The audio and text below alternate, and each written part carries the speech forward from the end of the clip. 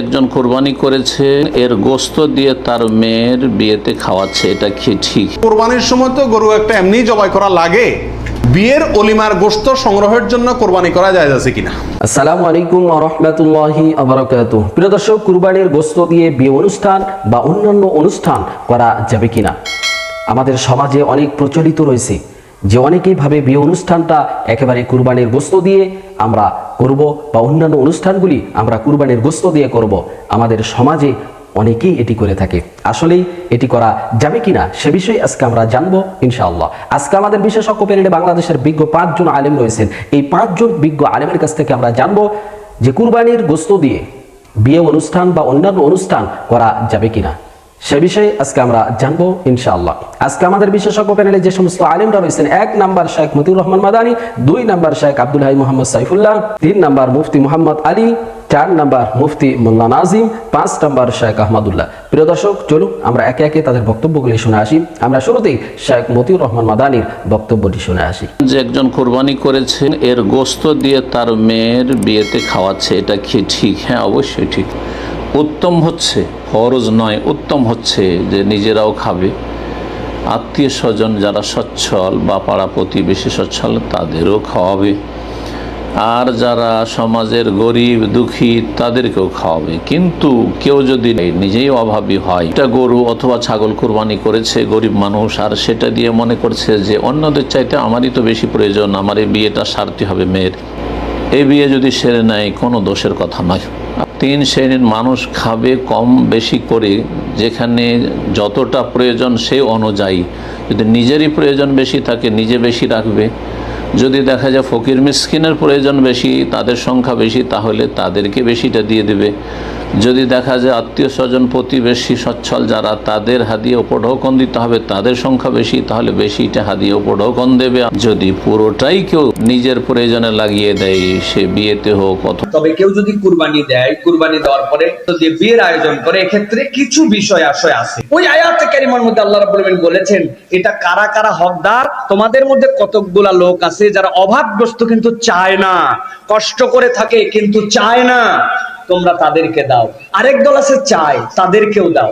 তার মানে কুরবানি ইসলামের ত্যাগের যত প্রোগ্রাম, এই প্রোগ্রামগুলো একটাও ভোগের জন্য নয়, বরং সামগ্রিকভাবে সমাজের অভাবী দুস্থ সকলকে নিয়ে আনন্দ যেন ভাগাভাগি হয়, এর জন্য। যদি বিয়েতে এটা ব্যবহার করেন, পুরোটাই যদি আপনি নিজে খাইয়ে ফেলেন, নাজায়েজ তো না, কিন্তু কুরবানি দেওয়ার সাথে যে সৌন্দর্য এবং যে নিয়ত, ওই নিয়তটা কিন্তু বিয়ে বাড়িতে এটা ব্যবহারের দ্বারা সম্পূর্ণ আদায় হবে না। কেউ আপনাকে বলবেন এটা হারাম নাজায়েজ, কিন্তু আপনার মেন্টাল সেটআপের মধ্যে এটা নিতে হবে যে আল্লাহ রাব্বুল আমিন যে ওসিলা এটা দিয়েছেন আমাকে, সেই কাজে এটা ব্যবহার করা। শুধু একজন ইমানদার কৌশলে এই কুরবানি দিয়ে বিয়ে পার করে দিবে, এইটা ইমানদারের চরিত্র হবে।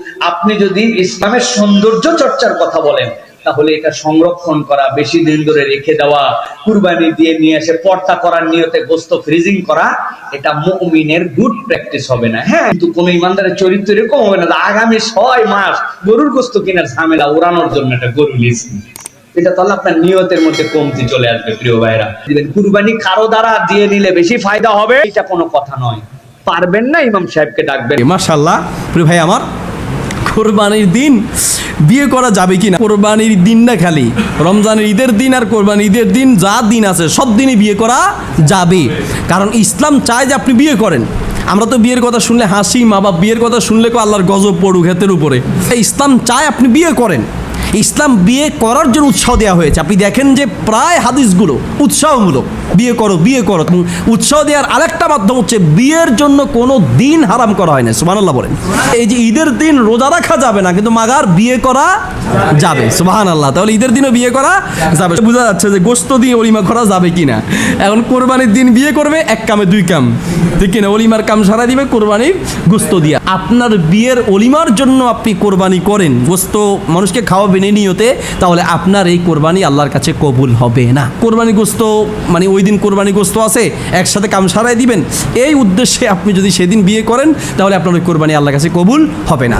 যে কোনো দিন বিয়ে করা যেতে পারে। বিভিন্ন মা বাবারা, মুরব্বীরা এরকম বলে থাকে, এই মাসে বিয়ে করতে নাই, সেই মাসে বিয়ে গরম করে করা যাবে না, শুক্রবারে করতে হবে, শনিবারে করা যাবে না। কিন্তু ইসলাম কোনো দিনকে হারাম করে না। যেদিন সুযোগ হয় সেদিন বিয়ে করবে। বিয়ে করার জন্য অবশ্যই নিজের উপযুক্ততা, যোগ্যতা প্রয়োজন আছে। বিয়ের অনুষ্ঠানে ইসলামিক আইনে মেয়ে পক্ষর 1 টাকারও খরচ করার কোনো হুকুম নাই। মানে কলিজায় যত ভালোবাসা ছিল বাপ ম্যাক্সিমামটাই তার মেয়ের পিছে দিছে, এই রকমের কলিজার টুকরা মেয়েটা তোমাকে দিয়ে দিচ্ছে, তুমি উল্টা তার বাড়িতে খেতে চাও। তোমার মতো অমানবিক মানুষ পৃথিবীতে হতে পারে না। কুরবানির মাংস দিয়ে বিয়ের অনুষ্ঠান করবেন না, করবেন না, এটা নিয়তেই রাখবেন না। এক কথা শেষ, এটা নিয়তেই রাখবেন না। হ্যাঁ, কুরবানি দিছেন, আনফরচুনেট কুরবানির ঈদের দিন বিয়ে হয়ে গেছে, এখন আর খাওয়াইতে সমস্যা আসেনি, কিন্তু না অনুষ্ঠান জমায়া রাখছেন যে ঈদ আইলে এরপরে অনুষ্ঠান, এরকম আছে না? কিন্তু আজকে কুরবানির ঈদ হয়েছে, কালকে হঠাৎ বিয়ে হয়ে গেছে, তো ওইটাও কি খাওয়া যাবে না? ওইটা যাবে, ওইটাতে কোনো সমস্যা কি? যদি আপনি ফতুয়া দেন বাংলাদেশে যে বেনামাজি দিয়া গরু কুটামো না আর বিড়ি খাওয়াই লোক দিয়ে গরু কুটামো না, আমনের গরু আমনে কুটা ছাড়া আর ব্যস্ত, এটা থাকবে। এই জ্বালা আমনে আছেন, আমিও আছি, হ্যাঁ সব এক। সুতরাং আপনি নিজে কুটতে পারলে কুটেন, না পারলে আপনি তাকে পরিশ্রমিক দিয়ে রাখছেন, এখানে সে নামাজ পড়ে কিনা এটার জন্য আপনি কিনা, এটা হলো মূল কথা। কথাটা সহজ করে দিলাম।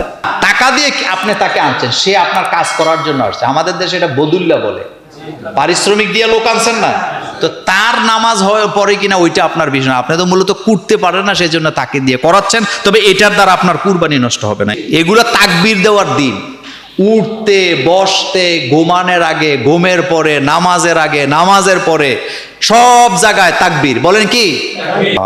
এটা সব সময় পড়বেন, সব সময় সব সময় সব সময়। নামাজে সালাম ফিরে এত পড়বেনই, তবে সব সময় আরবিরা এটা পড়তেন। সাহাবায়ে কেরাম সারাক্ষণ তাকবীর দিতেন, আল্লাহু আকবার। অর্থাৎ তাকবীরটা শুনলেই বোঝা যেত মুসলমানদের একটা বড় ধরনের অনুষ্ঠান চলতেছে। তাকবীর কি একদিন না 3 দিন? একবার না একাধিকবার? তবে নামাজের পরে সালাম ফিরে একবার বলা কি সুন্নাত? একবার। এমনিতে নরমালি বলতে থাকবেন, যখনই তাকবীর দিবেন।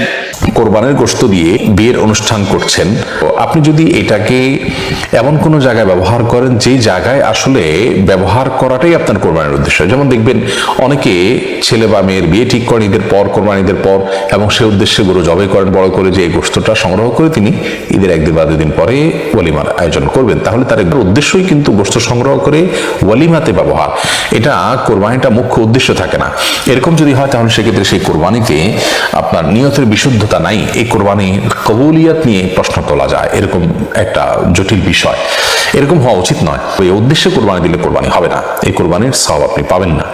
এরকম চিন্তা আমাদের থাকা উচিত নয়। তবে হ্যাঁ, আপনি কোনো উদ্দেশ্য আপনার ছিল না, কাকতালীয় ভাবে সেটা আপনি করেছেন, তাতে কোনো অসুবিধা নেই, কারণ আপনি এটাকে সেল করেননি বা এমন কোনো কাজ করেন এটা সেলের আপনার সমপর্যায়ের হতে পারে। একজন মুসলিম যথাসম্ভব তিনি ত্যাগী মানসিকতা সম্পন্ন থাকবেন, তবে আল্লাহ তাআলা আমাদেরকে তৌফিক দান। আমাদের দেশে উল্লেখযোগ্য সংখ্যক বিয়ে হয়ে থাকে কোরবানিদের পরে, খাওয়ান দাওয়ানের অনুষ্ঠান হয় কোরবানিদের পরে। আল্লাহ মাফ করুক, কোরবানির সময় তো গরু একটা এমনি জবাই করা লাগে, তো ওই সময় যদি অলিমার অনুষ্ঠানটা বা বৌভাতের অনুষ্ঠানটা করা যায় তাহলে তো ওই গোশত দিয়েই সারা যায়, গোশতের টাকাটা বেঁচে যায়। যদি কারোর এরকম উদ্দেশ্য থাকে তাহলে সেক্ষেত্রে তার কোরবানি হবে না। ঈদের পরে সবাইকে পাইতে সুবিধা হয় সেজন্য ওই টাইমটাতে করতেছি, অথবা আপনার কোরবানি করলাম, অলিমার জন্য আলাদা গরু জবাই করলাম, অথবা আনের গোশত অলিমার জন্য করি না, আমি অলিমা করলেও একটা গরু দেই, থাকলেও একটা গরু আল্লাহর জন্য দেই। এরকম যদি কেউ থাকে তাহলে তার জন্য জায়েজ আছে। কোরবানির গোশত দিয়ে অলিমা সারা, এটা যদি ওই উদ্দেশ্যে করে তাহলে সেক্ষেত্রে এটা কোরবানি হবে না। প্রিয় দর্শক, এতক্ষণ আমরা শুনছিলাম বাংলাদেশের বিজ্ঞ 5 জন আলেমের কাছ থেকে যে কুরবানির গোশত দিয়ে বিয়ে অনুষ্ঠান করা যাবে কিনা এবং অন্যান্য অনুষ্ঠান করা যাবে কিনা। আপনার উদ্দেশ্য যদি হয়ে থাকে যে কুরবানির পরে আমার বিয়ে অনুষ্ঠান করতেই হবে, বা এই আমার কুরবানির গোশতগুলি আমি অন্যান্য কাজে লাগাবো বা অন্যান্য অনুষ্ঠানের কাজে লাগাবো বা বিয়ে অনুষ্ঠান করব, তাহলে আপনার কুরবানি হবে না। বিজ্ঞ আলেম ওলামাগণ এই কথাই বলেছেন। আপনার নিয়ত যদি থাকে যে আমি আল্লাহকে খুশি করার উদ্দেশ্যেই কুরবানি করব, এতে গোশত আপনি যা ইচ্ছে অনুষ্ঠান এগুলো করতে পারেন, কোনো সমস্যা নাই। কিন্তু কুরবানির সম্পর্ক হচ্ছে তাকওয়ার সাথে।